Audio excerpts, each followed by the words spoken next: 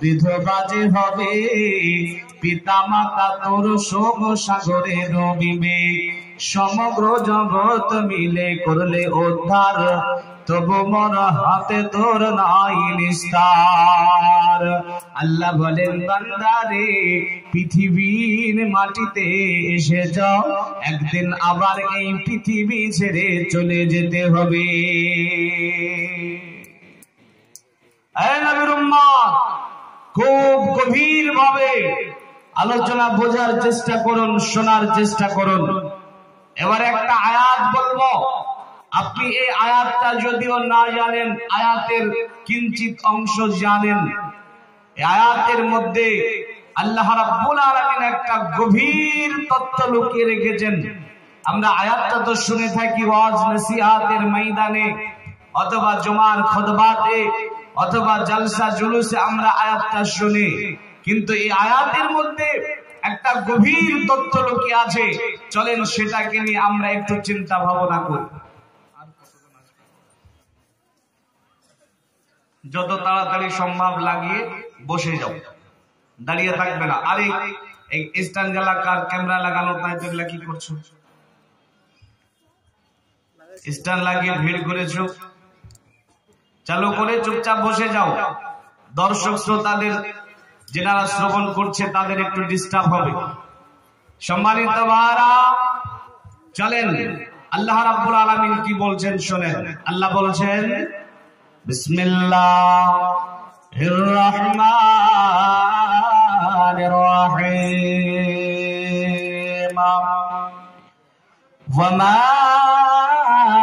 জাআলনা লিবাশারিন মিন ক্বাবলিকাল খুলদা আফাইন মিত্তা ফাহুমুল খালিদুন কুল্লু নাফসিন যায়িকাতুল মাআত। আমার আল্লাহ বলেন, নবী গো, আপনার আগে যারা পৃথিবীর মাটিতে এসেছিল, তারা কেউ চিরস্থায়ী দুনিয়াতে থাকে নাই। যারা এসেছিল তাদেরকে পৃথিবী থেকে বিদায় নিতে হয়েছে। আপনাকেও মরে যেতে হবে, আপনাকেও পৃথিবী ছাড়তে হবে। আপনাকেও মরে যেতে হবে। নবী গো, আপনি আপনার উম্মতকে জানিয়ে দিন, যদি আপনাকে মৃত্যুবরণ করতে হয়, আপনার উম্মত কি ভেবেছে তারা চিরস্থায়ী দুনিয়াতে থাকবে? নবী গো, আপনি আপনার উম্মতকে জানিয়ে দিন, কুল্লু নাফসিন যায়িকাতুল মাউত, মওতের হাতে গ্রেফতার হতে হবে। ভাইয়া, আপনাদেরকে একটা জিজ্ঞাসা করব, উত্তর দিতে হবে। বাংলাদেশের শ্রোতারা একটু কথা বলে, ওদের মতে একটু কথা বলবেন। আপনাদের দোয়ার বাবার কাছে এই বছরে প্রায় বাংলাদেশে 30টার উপরে প্রোগ্রাম করেছি। তো বাংলাদেশের শ্রোতাকে কিছু জিজ্ঞাসা করলে উত্তর দেয়, আপনারা একটু তাদের মতো বলবেন।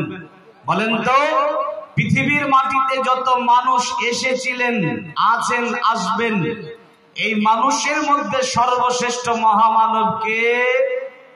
মুহাম্মদুর রাসূলুল্লাহ সাল্লাল্লাহু আলাইহি ওয়াসাল্লাম। আমার নবী হলেন সর্বশ্রেষ্ঠ মহামানব। জি, আমার নবীর তুলনা হয়নি, হবে না, হতেও পারে না। এখন আমার নবীর চরিত্র নিয়ে পৃথিবীতে কিছু নাস্তিকের দল আছে, কিছু অবৈধ সন্তান আছে, কিছু নরদামার কীট আছে, কিছু উল্লুকা পাঠা আছে, যারা আমার নবীর চরিত্র নিয়ে উল্টা পাল্টা মন্তব্য করে। করে না? করে না? বাংলাদেশের কিছু নাস্তিক আছে, ভারতের কিছু হাইনা নাস্তিক আছে, যারা আমার নবীর চরিত্র নিয়ে অনেক কটু মন্তব্য করে। এখন তাদের কটু মন্তব্যে আমার নবীর চরিত্রের কিছু আসে যায়? কথা বলেন, আসে যায়? যাই না। আমি মৌলভী শামীম আখতার আপনাদের এলাকাতে আজকে জলসা করতে এসেছি। এখন আগামী কালকে এই জায়গা থেকে চলে যাব, আপনাদের লোহাপুর মোড়ে কোন একজন ব্যক্তি কোরআনের ইলম নেই, হাদিসের ইলম নেই, মসজিদে যায় না, নামাজও ঠিকঠাক ভাবে পড়ে না। এই ব্যক্তি যদি আমার ব্যাপারে বলে যে মৌলভী শামীম আখতার ডোমকল থেকে লোহাপুরে জলসা করতে এসেছিল, ও যা বলে গেছে সব ভুল, ও কোরআন হাদিসের কিছু জানে না, তো বলেন ওর কথাতে আমার কিছু আসে যায়?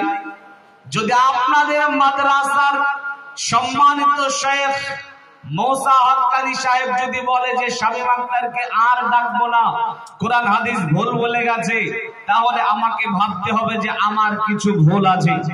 এখন নবীর চরিত্র নিয়ে পৃথিবীর কিছু নাস্তিক আছে, নারদামার কীট আছে, যারা আমার নবীর চরিত্র নিয়ে কুটো মন্তব্য করছে, কিন্তু আমার নবীর চরিত্র সম্বন্ধে আল্লাহ সার্টিফিকেট দিচ্ছেন, নবী গো আপনি হলেন সর্বশ্রেষ্ঠ, আপনার আদর্শটাকে পৃথিবীবাসীর জন্য আদর্শ করে দিয়েছি, আইডিয়ালটাকে মডেল বানিয়ে দিয়েছি, আপনি হলেন সবার জন্য একজন আদর্শবান ব্যক্তি। বন্ধুরে আমার, 63 বছরের জিন্দেগি পেয়েছিলেন আমার নবী, কোনদিন কোন মানুষকে মজাক করেও মিথ্যা কথা বলেননি, চুগলখড়ি করেননি, কোন মানুষকে কষ্ট দেননি, হারাম খাননি, কোন মানুষের সঙ্গে খারাপ আচরণ করেননি। আমার নবী হলেন সর্বশ্রেষ্ঠ মহামানব, নবীদের মধ্যে সর্বশ্রেষ্ঠ, নেতা হিসাবে সর্বশ্রেষ্ঠ, স্বামী হিসাবে সর্বশ্রেষ্ঠ। নবীজির তুলনা হয় না, হবে না, হবে না। এত দামি ব্যক্তিকে আমার আল্লাহ ডেকে বলছেন, নবী হে আফা ইমিত্তা, আপনাকে মরে যেতে হবে। এত দামি মানুষ হওয়ার পরেও যদি তাকে মৃত্যুবরণ করতে হয়, আল্লাহ বলছেন এত দামি ব্যক্তি হওয়ার পরে যদি মৃত্যুবরণ করতে হয়, তাহলে পৃথিবীবাসী শুনে নাও, শুনে নাও, কুল্লু নাফসিন যায়িকাতুল মাউত, তোমাদের সকলকে মৌতের হাতে গ্রেফতার হতে হবে, মরে যেতে হবে, মরতেই হবে। এই নবীর উম্মত, মৃত্যুবরণ তো করব, তবে বলেন তো কবে মৃত্যুবরণ করব, কোন বয়সে মরতে হবে, কোন বয়সে মালাকুল মউতের সঙ্গে সাক্ষাৎ হবে, এটা কি আমরা জানি? কথা বলেন, জানি? জানি না, আমাদের কিন্তু জানা নেই। কিন্তু পরিতাপের বিষয় হলো আমাদের চাল চলন, আমাদের আচার ব্যবহার, আমাদের ওঠা বসা, আমাদের কথাবার্তা শুনে মনে হয় যে মউত কবে হবে এটা আমরা জেনে বসে আছি। দেখেন না আমার যুবক ভাইয়েরা, এদের যদি আপনি বলেন এই যুবকেরা দুনিয়ায় সাকসেস হওয়ার জন্য তো এত কষ্ট করছো, পরকাল সাকসেস হওয়ার জন্য কিছু করো, ইবাদত বন্দেগী করো, মসজিদে চলো, সালাত আদায় করো, তখন এই যুবক আপনাকে বলবে যে এখনো আমার সময় হয়নি, একটু বয়স হোক তারপরে যাব। বলে না? বলে না? বলে যে এখনো সময় হয়নি, আরো কিছুদিন যাক, আরো কিছু বয়স বাড়ুক। তো যুবক ভাই, তুমি যে বললে আরো কিছুদিন যাক, আরো বয়স বাড়ুক, তো কবে পর্যন্ত তুমি বাঁচবে, কবে তোমার মউত হবে, এই গ্যারান্টি তুমি কোথা পেলে? মুরব্বীকে যদি আপনি বলেন মুরব্বী চলেন একটু নামাজে যাবেন, তখন বলবে যা বাবা কথা দিলাম আগামী জুমা পর্যন্ত যাব, কথা দিলাম। তো বলি আগামী জুমা পর্যন্ত বাঁচবেন, গ্যারান্টি কে দিল? এই কথা কার সঙ্গে হয়েছে? মালাকুল মউতের সঙ্গে কি কন্ট্রাক্ট চলে? যদি চলে তাহলে তার নাম্বার কত বলো, আমরাও যোগাযোগ করব। আমাদের কথাবার্তা শুনে মনে হয় যে আমরা জেনে বসে আছি মউত কবে হবে। ভাইয়ান, মউত কবে হবে আমরা এটা কেউ জানি না। আমার আল্লাহ বলেন বিসমিল্লাহির রহমানির রহিম, وما تدري نفس ماذا تكسب غدا وما تدري نفس بأي أرض تموت। दो चीज आदमी रा कसा जोर जोर एक आबेदाना दिखा खाहे गोरा दुई जिनिस मानुषेर करे आकर्षण प्रथम तार दाना पानी द्वितीय मरणा जार जेथा लेखा आछे जाइबे खाइया मरण जेखाने जार जाइबे घटिया कार कोथा मरण आछे थाकतो जदि जाना दुर्घटना हये मानुष को मरित ना आमार आल्लाह बोलेन ওমা তাদরি নাফসুম মাযা তাকসিবু গাদা আল্লাহ বলেন বান্দা রে আগামী কালকে তুমি কোথায় যাবে কি খাবে এটা তুমি জানো না আমি আল্লাহ জানি ওমা তাদরি নাফসুম মাযা তাকসিবু গাদা ওমা তাদরি নাফসুম বিআইয়ি আরজি তামুত আর কখন তোমার মওত হবে এটা আমি আল্লাহ জানি তাছাড়া কেউ জানে না শৈশবে হবে নাকি কৈশোরে হবে নাকি বার্ধক্যে হবে রাস্তাতে হবে নাকি বাড়িতে হবে শহরে হবে নাকি গ্রামে হবে সবার সামনে হবে নাকি একাকী হবে আমার আল্লাহ জানেন এছাড়া আর কেউ জানে না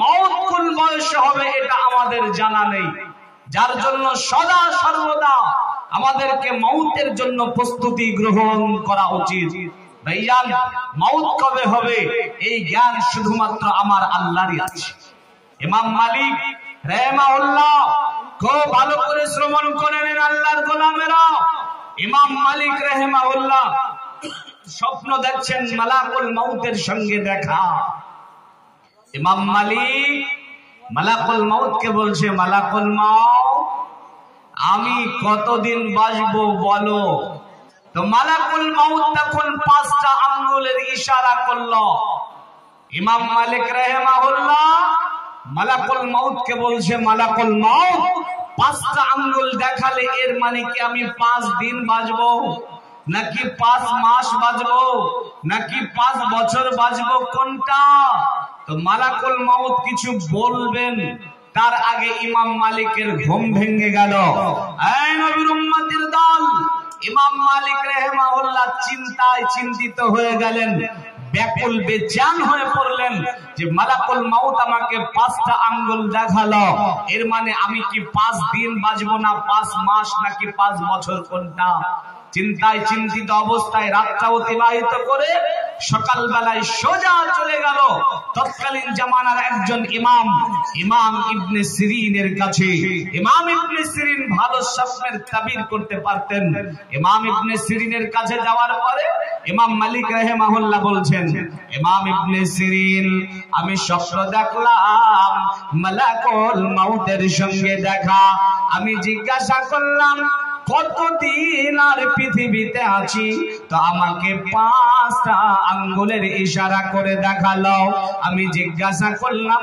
5 দিন নাকি 5 মাস নাকি 5 বছর তো আমাকে কিছু বলবে তার আগে আমার ঘুম ভেঙে গেল ওই ইমাম ইবনে সিরিন আপনি আমার স্বপ্নের তাবিরটা করে শোনান মালাকুল মউত আমাকে কি বোঝাতে চেয়েছে ইমাম ইবনে সিরিন বলছেন ও ইমাম মালিক শুনে নেন মালাকুল মউত আপনাকে 5টা আঙ্গুল দেখি কি বোঝাতে চেয়েছে ইমাম ইবনে সিরিন বলছেন ইমাম মালিক শুনে নেন পৃথিবীর মাটিতে আসমানের উপরে জমিনের উপরে এমন কেউ নেই যেই ব্যক্তি 5টা বিষয়ে ইলম রাখে 1 নাম্বার হলো কিয়ামত কবে হবে 2 নাম্বার হলো বৃষ্টি কবে হবে 3 নাম্বার হলো মায়ের পেটে কি সন্তান আছে 4 নাম্বার হলো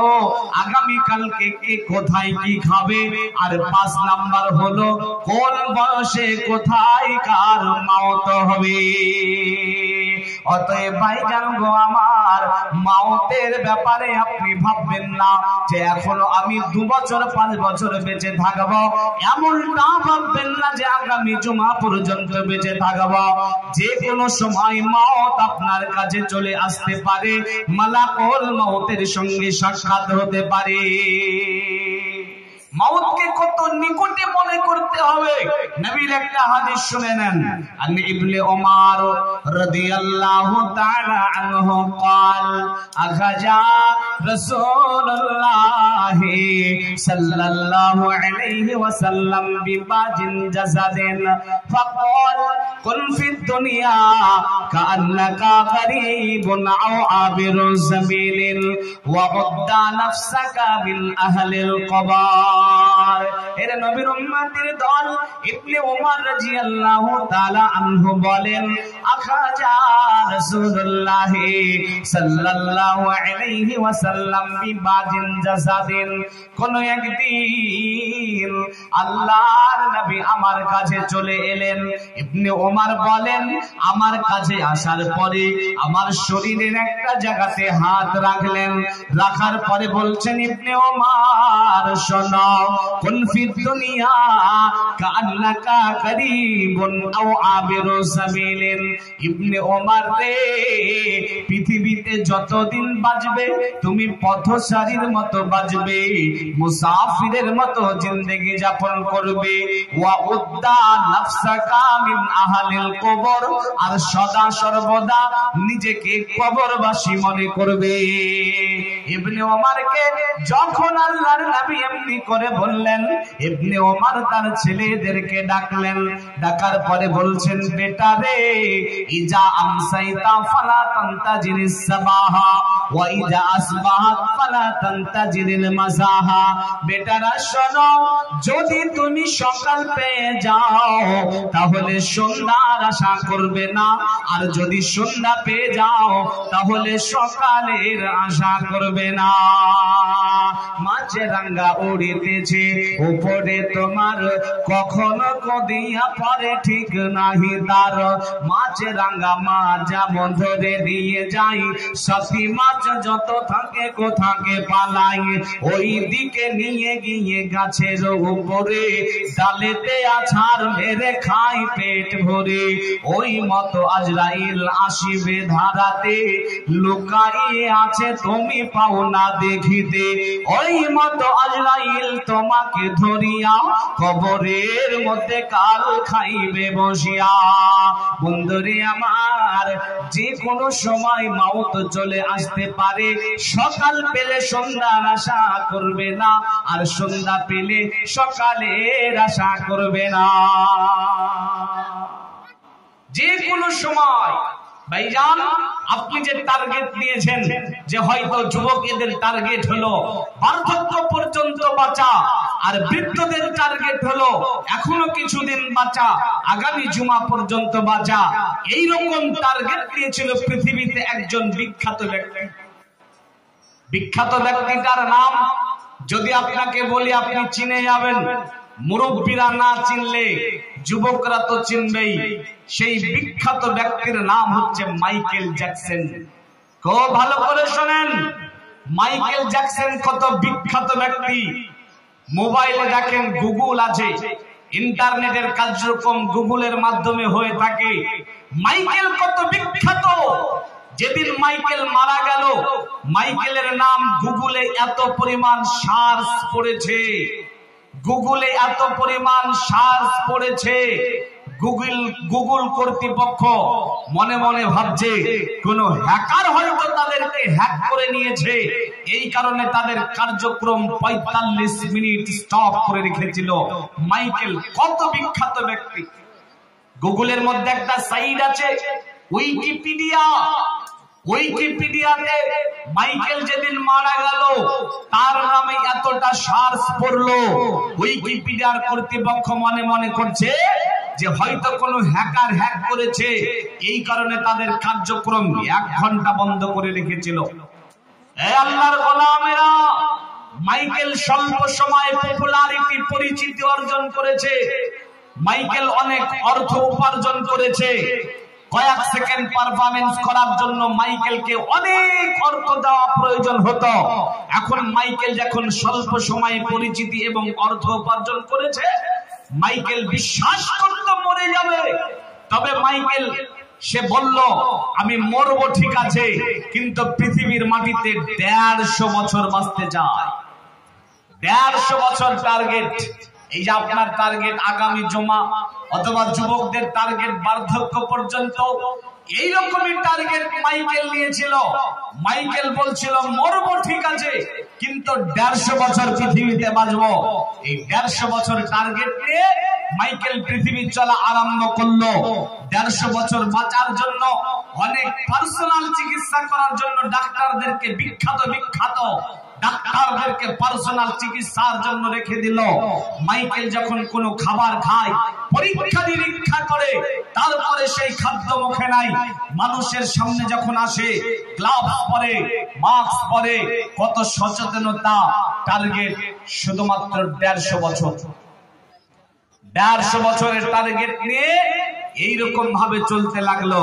কিন্তু ভাইজান গো আমার, 150 বছর নয়, মাত্র যখন 50 বছর বয়স হয়েছে, মাইকেলের যখন 50 বছর বয়স হয়েছে, তখন মালাকুল মউত বলছে মাইকেল চলো তোমার সময় হয়ে গেছে। এত পরীক্ষা নিরীক্ষা, এত সচেতনতা, এত চিকিৎসা সব বন্ধ হয়ে গেছে। 50 বছর বয়সে পৃথিবীর মাটি থেকে বিদায় নিয়েছে। 150 বছরের টার্গেট পূরণ করতে পারে নাই। অতএব ওরে নবীর উম্মত, যে কোনো সময় মওত চলে আসতে পারে, মওতের জন্য প্রস্তুত থাকতে হবে। কোরআনে আল্লাহ আয়াত অবতীর্ণ করলেন, ওয়াজাআত সাকরাতুল মাউতি বিল হক।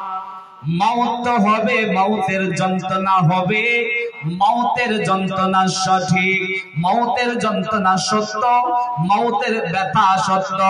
ওয়াজাআত সাকরাতুল মাউতি বিল হক। মওতের সময় কষ্ট হবে, মওতের সময় ব্যথা হবে, মওতের সময় যন্ত্রণা হবে। আমি খুব দ্রুত বিষয়টাকে ক্লোজ করার চেষ্টা করছি, তার কারণ ইস্তেহারে অনেক আলোচক দেখেছি, জানি না হয়তো যে কোনো সময় আমার বিদায় ঘন্টা বেজে যেতে পারে। তবে এই স্বল্প সময় আপনাকে মওত সম্বন্ধে একটু চিন্তিত করব, আপনি গভীর মনোযোগ দিয়ে আলোচনা শ্রবণ করবেন।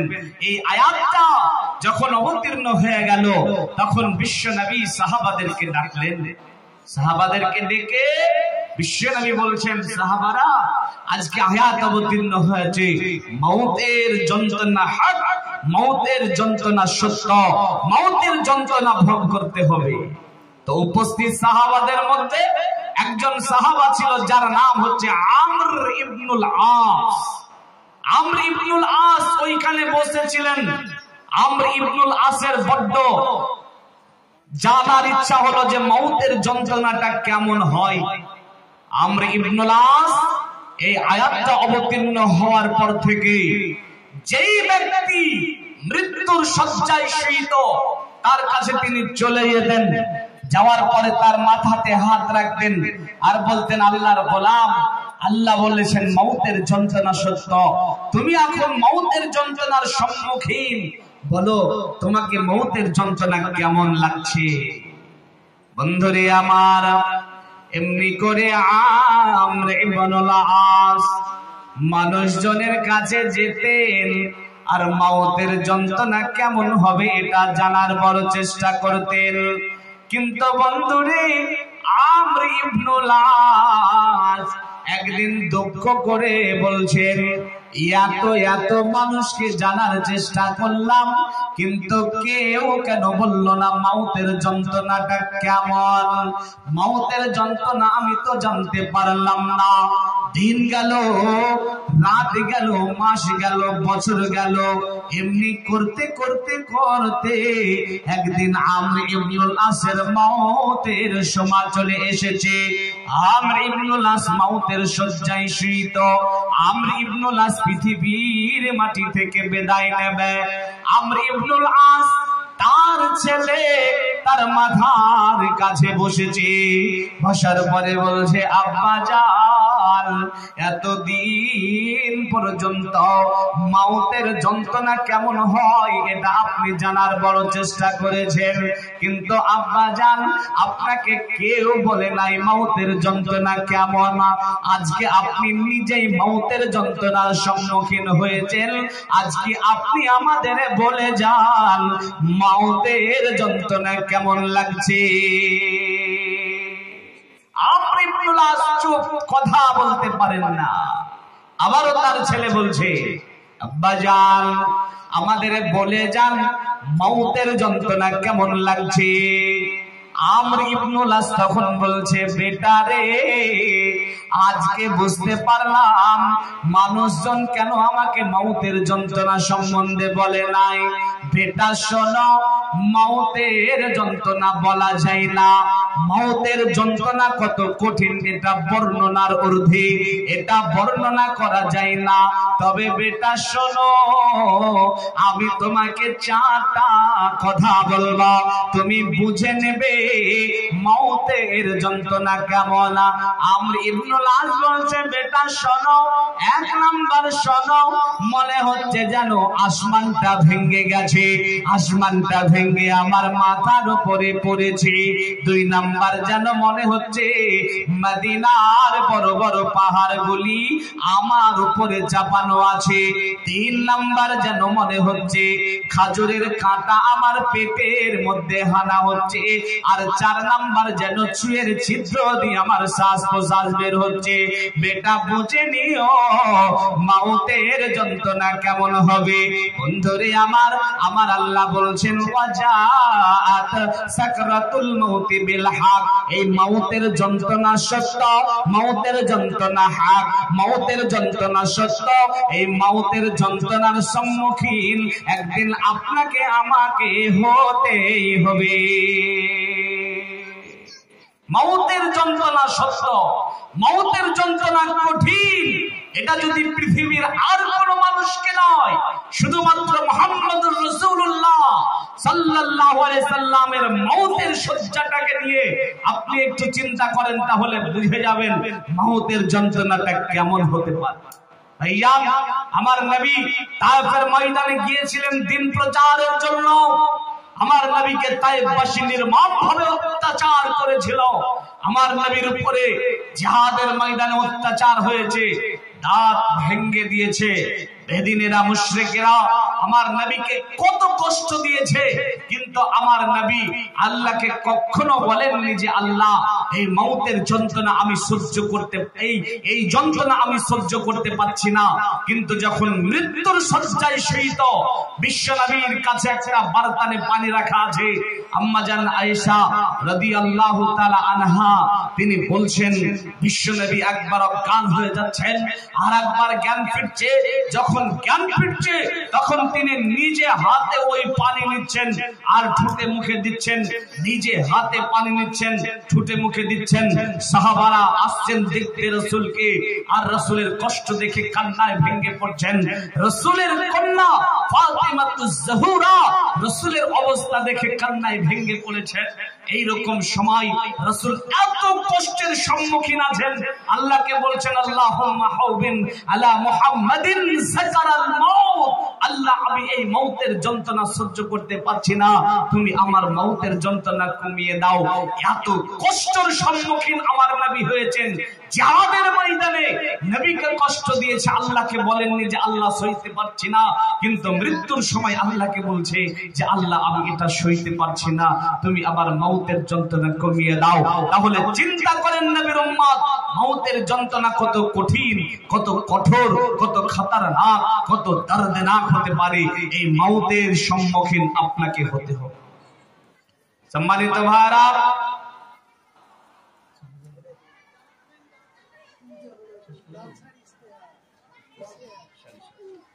তো ভাইয়া মাউত দুই রকমের হয়। ভালো মানুষের ভালো মাউত, খারাপ মানুষের খারাপ মাউত। দুটা লম্বা হাদিস, এই দুইটা হাদিস যদি আপনার সামনে বর্ণনা করতে পেতাম তাহলে ভালো মাউত কেমন হয়, খারাপ মাউত কেমন হয় এটা বুঝে যেতেন। তবে আমার বিদায় ঘন্টা বেজে গেছে, আর মাত্র 2 মিনিট সময় রয়েছে। 2টা মিনিট সময়ের মধ্যে এই হাদিসটা সম্পূর্ণ করা যাবে না। তবে ভালো আল্লাহওয়ালা যারা, এদের ভালো মওত হয়। আর খারাপ যারা, বদমাশ যারা, বদগার যারা, যারা পৃথিবীর মাটিতে অত্যাচার করে, কালোবাজারি, দুনামবারি, বদমাইশি করে, যারা আল্লাহ রাসূলকে মানে না, কোরআন মানে না, ইসলাম মানে না, এদের বদ মওত, খারাপ মওত হয়।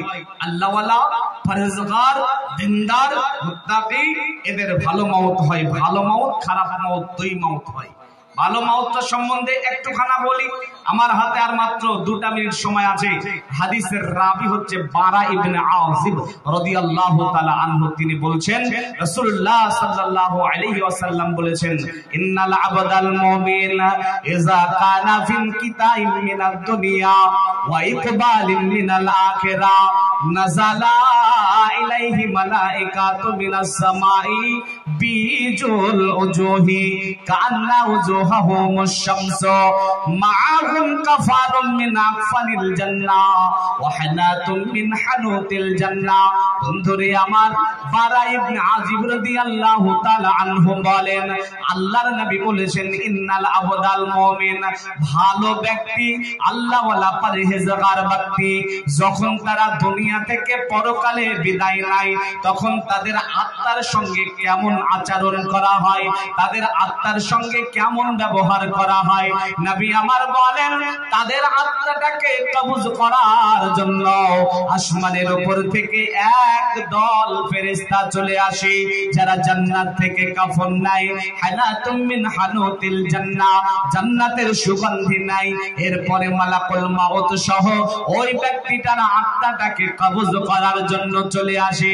এরপরে ওই আল্লাহওয়ালা ব্যক্তি, যে ব্যক্তি দুনিয়া থেকে পরকালে যাবে, এর আত্মাটাকে কবজ করার জন্য আসার পরে মাদ্দাল বাসারি, চোখের আড়ালে ফেরেশতার দলটি বসে যায়। সুম্মা ইউজাউ মালাকুল মাউত, এরপরে শুধুমাত্র মালাকুল মাউত তার কাছে যায়। তার কাছে যাওয়ার পরে তার মাথার উপরে হাত রেখে বলে, ইয়া আইয়াতুহান নাফসুত তাইয়্যিবা, ওরে ভালো আত্মা, তুখরিজি, বের হয়ে এসো, ইলা মাগফিরাতিম মিনাল্লাহি, আল্লাহর রহমের দিকে বের হয়ে এসো। তখন তার আত্মাটা বের হয়ে আসে। যখন আত্মাটা বেরিয়ে যায়, ওই যে দূরে ফেরেশতার দলটি বসেছিল, ওই ফেরেশতার দল সঙ্গে সঙ্গে চলে আসে। আসার পরে জান্নাত থেকে যে কাফন এনেছিল, জান্নাতের কাফনে আত্মাটাকে জড়িয়ে নাই, জান্নাতের সুগন্ধি তার উপরে দিয়ে দেয়। এরপরে আসমান পথে চলতে আরম্ভ করে। প্রতিমধ্যে যত ফেরেশতার সঙ্গে দেখা হয়, এই ফেরেশতারা বলে, এত ভালো আত্মা কার, এত দামি আত্মা কার, এত সুগন্ধ আত্মা কার। তখন এই ফেরেশতাদেরকে দুনিয়াতে তার যেটা নাম ছিল, তার বাবার যেটা নাম ছিল, এই নামের সঙ্গে পরিচিত করায়। আসমানের গেটের কাছে যখন নিয়ে যাওয়া হয়, আসমানের গেট সঙ্গে সঙ্গে তার জন্য খুলে দেওয়া হয়। ভালো করে বোঝার চেষ্টা করুন, আসমানের উপরে যখন ভালো মানুষের আত্মাটাকে নিয়ে যাওয়া হয়, দুনিয়া থেকে যেই আসমানটা দেখা যায়, ওটাকে বলা হয় দুনিয়াবি আসমান। এই আসমানের উপরে যত ফেরেশতা আছে, ফেরেশতা গুলা জমা হয়। এরপরে আত্মাটার জন্য ভালো দোয়া করে এবং তার সম্মান অর্থে দ্বিতীয় আসমান পর্যন্ত এগিয়ে যায়। দ্বিতীয় আসমানের গেট যখন খোলা হয়, তৃতীয় আসমানের ফেরেশতারা জমা হয়, তার জন্য ভালো দোয়া করে এবং তার সম্মানার্থে তৃতীয় আসমান পর্যন্ত এগিয়ে যায়। এমনি করে প্রত্যেক আসমানের ফেরেশতারা পরবর্তী আসমান পর্যন্ত তার সামনে এগিয়ে যায় এবং তার জন্য দোয়া করে। এবারে সপ্তম আসমানের উপরে যাওয়ার পরে আল্লাহর হুকুমে এই আত্মাটাকে জান্নাতের সাব সেন্টার ইল্লিনে রাখা হয়। এমনি করে ভালো মানুষের আত্মাটাকে কবুজ করা হয়, এবারে খারাপটাকে কেমন করে কবুজ করা হয় আজকে আর সময় হলো না। ইনশাআল্লাহ কোন একদিন যদি আবার সাক্ষাৎ হয় তাহলে আবারও আলোচনা হবে। এই পর্যন্ত আলোচনা সম্পূর্ণ করা সম্ভব হলো না, তবে আগামী কালকে আবার ভগলদিঘিতে দেখা হবে।